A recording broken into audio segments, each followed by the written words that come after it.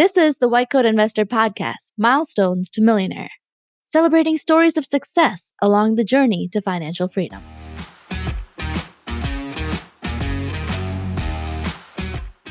This is Milestones to Millionaire podcast number 84. Primary Care Doc Gets Back to Broke.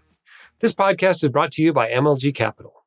Over the last 35 years, MLG Capital is focused on making smart investments in real estate and building relationships with our investors. So our investor-centric fund structures, accredited investors can invest their money with confidence in funds that target diversification, prioritize cash flow, and low leverage with a unique dual sourcing strategy. Unsure about investing due to rising inflation or volatility in the stock markets? Investing in real estate has historically been one of the best hedges against inflation. If you're a medical professional and would like to learn more about investing with MLG, visit whitecoatinvestor.com/MLG. MLG Capital, smart investments, relationship driven. All right. Well, this is the third week in a row when we have a white coat investor who has gotten back to broke. We started with a OBGYN. Then we had an anesthesiologist. Today we have a primary care doc. I hope you're getting the message that your specialty doesn't matter so much. It's more about what you do with that income when you get it. If you have a plan for your income in that first year out of residency, you can use it to build wealth, whether that's paying down debt, whether that is investing, whether that is, getting into your dream house, etc. You can do it. You just got to have a plan and then work your plan. Let's get today's guest, Matt, on the line and talk about his plan.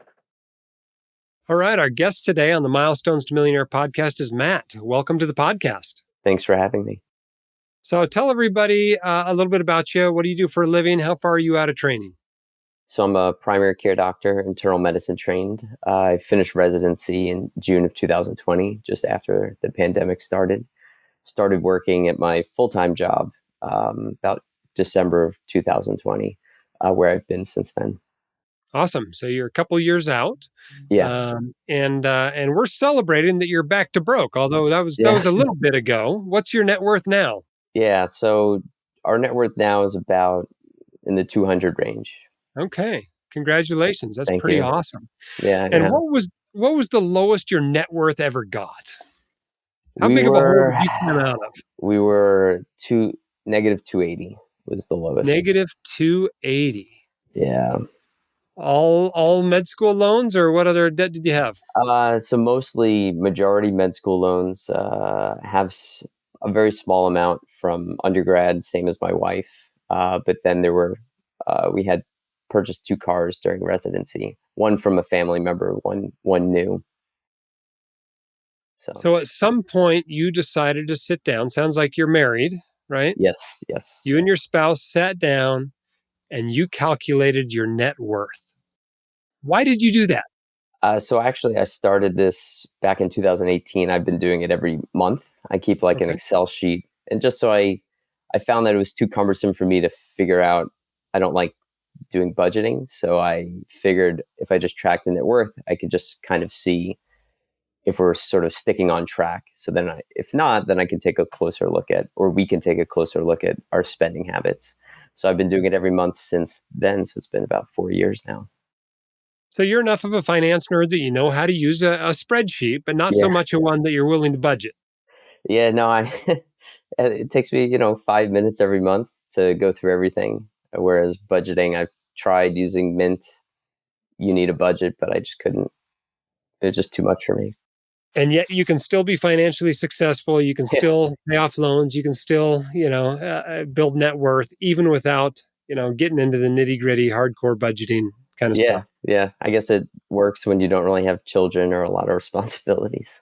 Yeah, I suspect it may have something to do with just your habits too. But let's break down your net worth to start with. What do you have right now? How much you got in retirement accounts or other investments or cash or home equity or loans? Give us the breakdown. Yeah, so we have about in assets, we have about 400 to 500, 10% in cash, the rest in invested, mostly in retirement accounts, 403B, 401k, Roth IRA,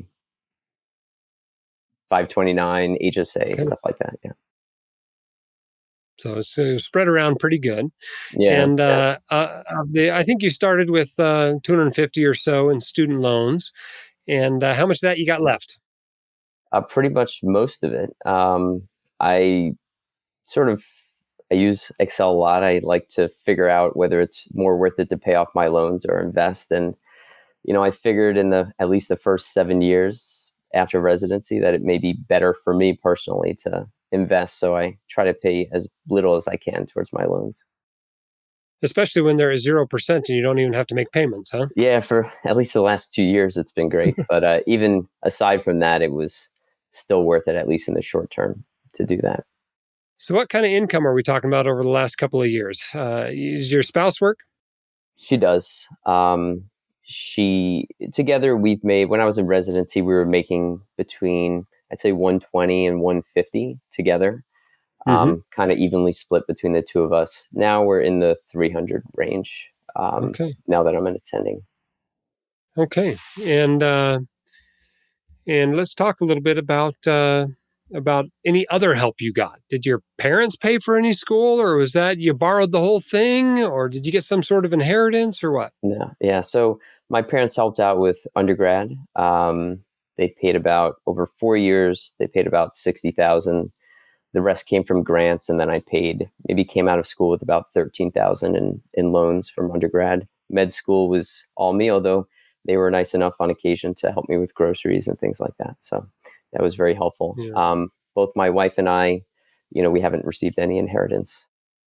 All right. So, what were your secrets to success? Right. I mean, you've gotten back to broke really in less than 2 years out of residency. What do you attribute that to? Yeah, so the main thing was we employ the pay ourselves first. So I try to we try to save and invest as much as we can, and then live off the rest. It was a little bit hard in residency to max out 2 401ks, but at least we were doing one of those plus the Roth IRA. And then since becoming an attending, it was a lot easier to do that. So we were able to open up a taxable brokerage account, and now we're sort of funding that as well. Yeah. And I see people all over the spectrum. Some people put all the money toward the loans initially. A lot of people find a balance. Some of it goes toward loans, some of it goes toward investments. You're kind of on the far end of that spectrum. You really didn't pay anything extra on the loans, it all went toward investments. Tell us a little bit more about that decision and why you decided to go that direction. Did it have anything to do with the student loan holiday, or you just felt like this was a good time in your life to kind of take advantage of investing on leverage? Yeah. So you know, the loan forbearance, 0% was sort of icing on the cake. I would have done the same thing even if I had to make regular payments. The way I sort of thought about it was, I think a lot of people compare, what your expected growth rate is versus what your interest rate is. But a lot of people don't take into account that it's compounded growth versus simple interest on the loan. So, you know, I ran a calculation and sort of figured at least in the first 5 to 7 years that at the end, it's likely that I'll come out ahead if I put more money towards investment. I hadn't planned on not making any payments, because of the pandemic. But I guess again, that was just icing on the cake. So I'll continue that, but probably, once payments resume, I'll have to at least pay something. Yeah. So you plan to stretch them out for a while, it sounds like. Yeah, that's the goal for now. Yeah. But things could change depending on how the market does. But Okay. Any of your upbringing that affected how you manage your money? um, yeah, so my wife and I, we both grew up in pretty modest, very solid middle class homes where our parents actually live about a mile away from each other.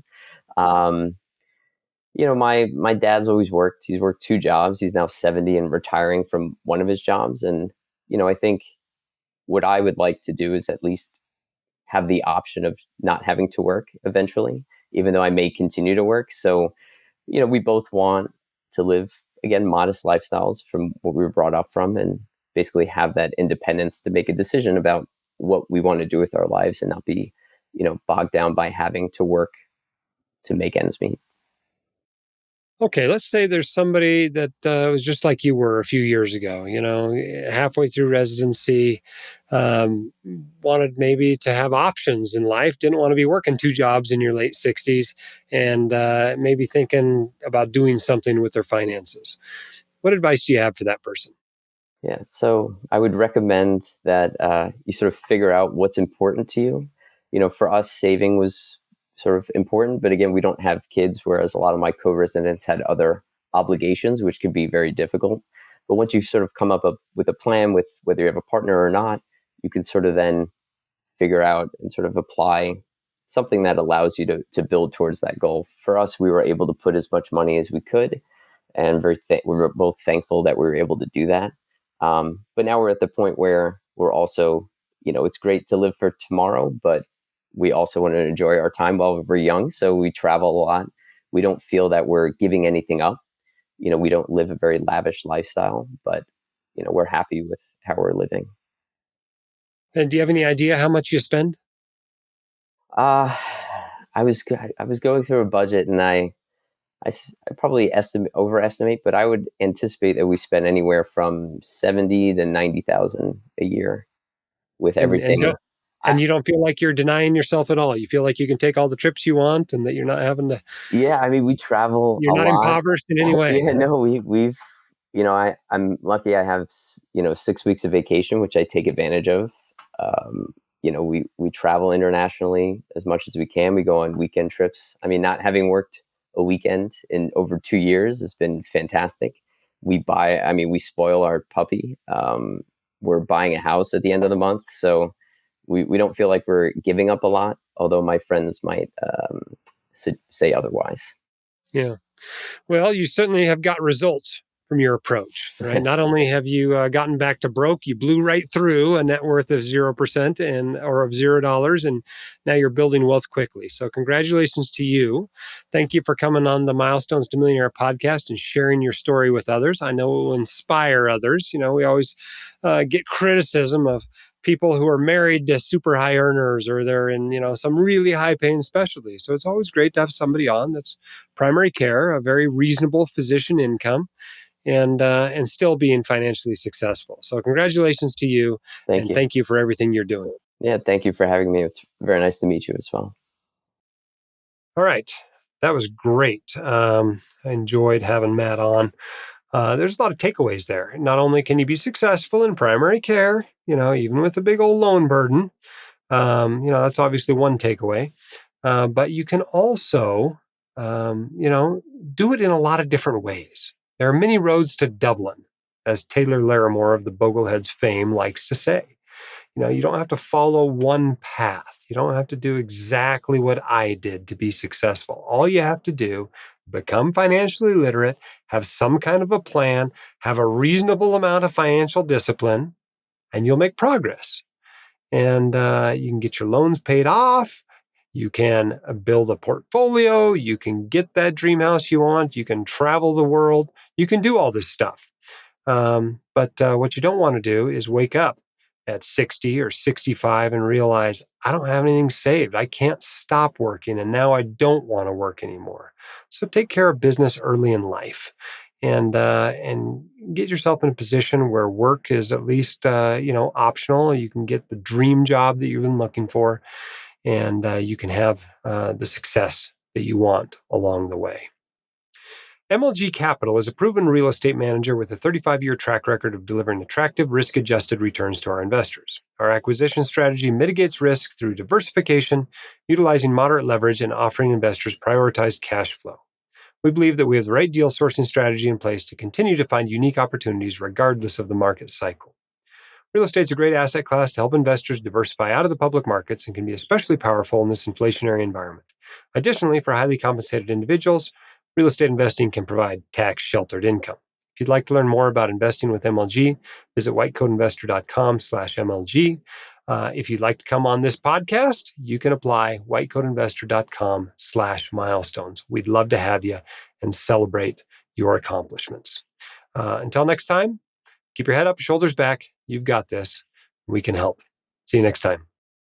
The hosts of the White Coat Investor podcast are not licensed accountants, attorneys, or financial advisors. This podcast is free entertainment and information only. It should not be considered professional or personalized financial advice. You should consult the appropriate professional for specific advice relating to your situation.